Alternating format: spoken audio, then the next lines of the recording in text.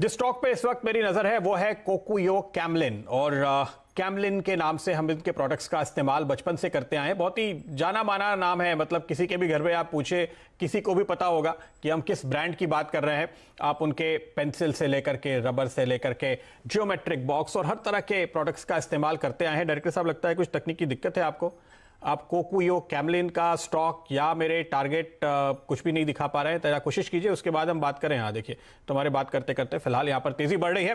Kokuyo Camlin में मेरे 90 रुपए के टारगेट है, वो टारगेट भी अभी आपके सामने आ जाएंगे प्लेट पे। ये कंपनी, जैसे कि हम बात कर रहे थे, तमाम स्टेशनरी प्रोडक्ट्स बनाती है। अब ध्यान देने वाली बात यहां पे देखिए यह है कि स्टॉक में आपने करेक्शन आते हुए देखा। क्यों? क्योंकि स्कूल वक्त पे नहीं खुलेंगे। लेकिन अगर आप इस वक्त जाकर के पता करें कि क्या स्थिति है, पूरे देश में हर जगह शहरों में पढ़ाई हो रही है, घर से इलेक्ट्रॉनिकली पढ़ाई हो रही है, वीडियो पे पढ़ाई हो रही है, कोचिंग क्लासेस भी चल रहे हैं, ट्यूशन क्लासेस भी चल रहे हैं, सबके इम्तिहान भी हो रहे हैं, टेस्ट भी हो रहे हैं। तो पूरी तरह से कारोबार नॉर्मल है।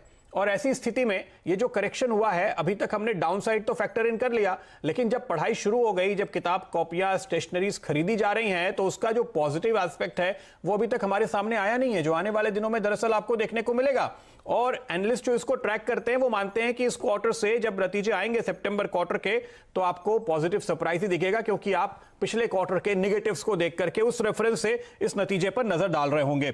अब अगर आप इस कंपनी के परफॉर्मेंस पे नजर डालें, इनका जो बास्केट है, मैंने चेक किया तो मुझे वो सरप्राइज हुआ। करीब करीब 2500 SKUs हैं, यानी अलग अलग प्रोडक्ट्स और उनके अलग अलग पैकेजिंग होती है, अलग अलग साइज की, वो सब जोड़ के सैकड़ों की संख्या में प्रोडक्ट हैं जो ये ऑफर करते हैं। और इस सेगमेंट में मुझे नहीं लगता कि ऐसा कोई भी और स्टॉक आपको दिखाई देगा। डायरेक्टर साहब, ये लगता है फ्रीज हो गया है, जरा इसको रिफ्रेश करिए, क्योंकि आपके भाव बदल नहीं रहे हैं।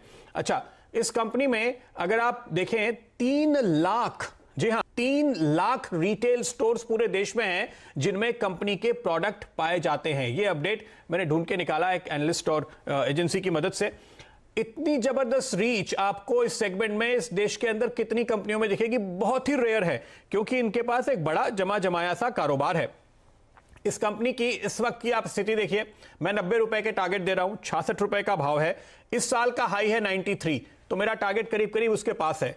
लेकिन 2018 का हाई था 157, तो वहां से यहां तक 40% पे है। अपने हाई से 60% नीचे आपको यह स्टॉक मिल रहा है। और आप एक बात मान के चलिए कि जो दिक्कतें आनी थी पिछले क्वार्टर में आ गई, इस क्वार्टर से इंप्रूवमेंट शुरू हुआ है, अगले क्वार्टर में और आगे बढ़ेगा। और साल दर साल जो इन्होंने लगातार अपना कारोबार दिखाया था वो आपको आगे देखने को मिलेगा। तो यहां पे एक बहुत ही शानदार मौका दरअसल एंट्री का आपको इस समय इस लेवल पे मिल रहा है। 157 वाले जो लेवल थे लाइफ हाइस के, उसकी तरफ धीरे धीरे ये बढ़ता हुआ नजर आएगा, जो लॉन्ग टर्म के लिहाज से अगर आप इसको लेना चाहते हैं। 90 के शुरुआती टारगेट के साथ हम आपको खरीदारी की राय दे रहे हैं। लेकिन इतना ही नहीं है, फंडामेंटल्स पे नजर डालिए। कंपनी ने पिछले साल में अपना डेट 30% कम करके 125 करोड़ किया, तो बैलेंस शीट बेहतर हो गई। एक और वजह है, स्मॉल कैप में बैलेंस शीट देखना P&L देखने से ज्यादा जरूरी है, यह बात हम हमेशा कहते हैं। और वो चीज यहां पर एक और पॉजिटिव टिक आपके लिए लगती हुई नजर आ रही है। दूसरी बात, स्मॉल कैप कंपनी में किताबों से ज्यादा प्रोमोटर देखना जरूरी है, यानी बुक से ज्यादा प्रोमोटर देखना जरूरी है। इसके प्रोमोटर कौन है? कोकुयो, जो जापानीज प्रोमोटर हैं, और बहुत ही स्ट्रांग बैकिंग इस लिहाज से इनको मिली हुई है। सेक्टर में लीडर है, तो जो भी इनोवेशंस होते हैं, जो भी नई चीजें होती हैं, वो मिलती हुई आपको नजर आ जाएंगी। तो कोई दिक्कत की बात नहीं, विजिबिलिटी बहुत ही स्ट्रांग।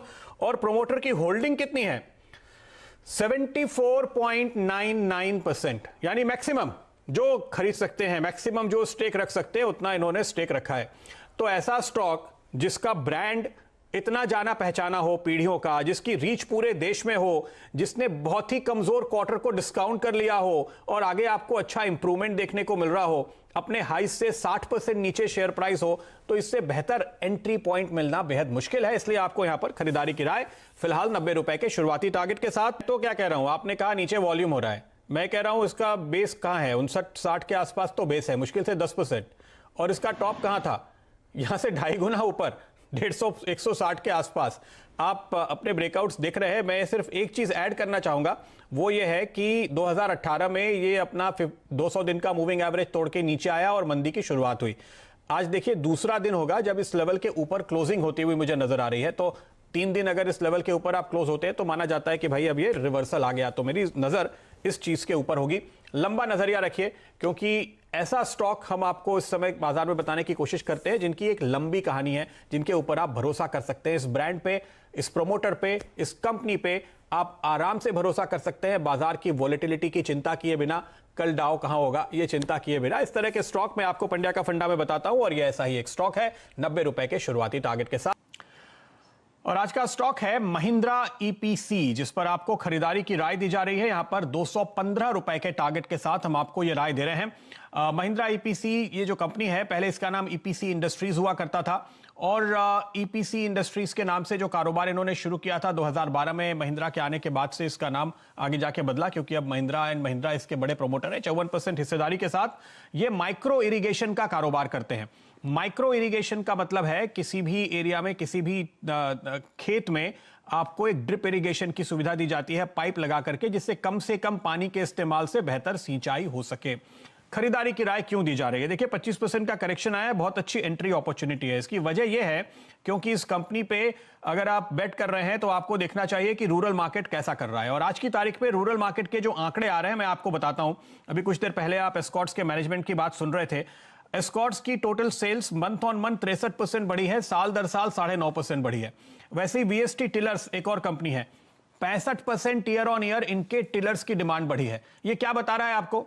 ये बता रहा है कि किसान के हाथ में पैसा आ रहा है। सरकार ने कोविड-19 की जो राहत भेजी बड़े पैमाने पे वो ग्रामीण क्षेत्रों में भेजी गई, वहां पर लोगों की जेब में पैसे आए।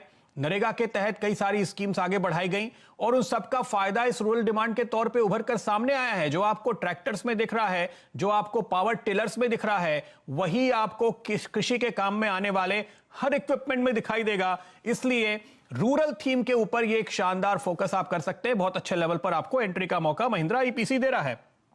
अब आप देखिए एक और बहुत बड़ी चीज हुई है और वो है 3 एग्री रिफॉर्म बिल। इनके ऊपर आपने बहुत सारी बहस सुनी होगी अलग अलग चैनल्स पे, तमाम हमारे यहां भी हम उस पर बहुत बातें करते थे। लेकिन इसका टेक अवे क्या है? टेक अवे ये है कि निवेश बढ़ेगा। टेक अवे ये है कि कॉर्पोरेटाइजेशन होता हुआ नजर आएगा। टेक अवे ये है कि किसान बड़े खरीदारों के साथ सीधे तौर पे लॉन्ग टर्म कॉन्ट्रैक्ट्स करेंगे। तो अगर कैपिटल फ्लो होगा इस सेक्टर में तो उसका पूरा फायदा आपको इस तरह की कंपनीज में होता हुआ दिखाई देगा उस कैपेक्स प्लान का। तो महिंद्रा ईपीसी के लिए यह भी एक अच्छी खबर है।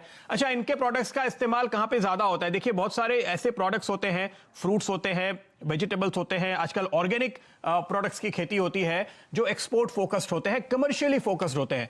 इन सेगमेंट में इस तरह के टाइप ज्यादा होंगे और इन सेगमेंट में महिंद्रा ईपीसी के प्रोडक्ट का इस्तेमाल ज्यादा होता है। एक अच्छी बात यह है कि यह कंपनी अभी तक करीब 7% के आसपास का ही मार्केट शेयर रखती है। 450 करोड़ के कुल मार्केट कैप वाली एक स्मॉल कैप कंपनी है। तो पोटेंशियल बहुत बड़ा है आगे जाने के लिए। और जब सेक्टर ग्रोथ करेगा एमएनएम के बैकिंग के साथ तो आपको फायदा मिलेगा ही। इनफैक्ट ये एमएनएम के चैनल्स का भी इस्तेमाल करते हैं, इस वजह से इनका कारोबार बढ़ता है। आप पूछेंगे कि ये मार्केट शेयर बढ़ेगा, आप कैसे कह सकते हैं? तो देखिए पिछले 10 साल में 4 गुना बिजनेस बढ़ा है। पिछले 3 साल में मुनाफा 5 गुना बढ़ा है क्योंकि एमएनएम का पूरा कंट्रोल आया, मैनेजमेंट में सुधार हुआ। 20% का आरओसी देने वाली कंपनी है, डेट फ्री कंपनी है, इसलिए फाइनेंशियल्स को लेकर कोई चिंता नहीं है। कैश फ्लो बेहद स्ट्रांग है, 20 से 25% प्रॉफिट डिविडेंड के तौर पे लगातार देते हैं। स्मॉल कैप सेगमेंट में consistent dividend paying debt free company इस तरह के ग्रोथ वाली ढूंढना आपको बहुत ही मुश्किल होता है। इसलिए मेरे तो हर एक बॉक्स पे टिक हो रहा है। मुझे तो बिल्कुल यहां पे लगता है कि आपको ये टारगेट अचीव होते हुए आसानी से नजर आने वाले हैं। बहुत ही स्ट्रांग फ्रेंड्स मिलते हैं अगले वीडियो के अंदर, जब तक के लिए गुड बाय।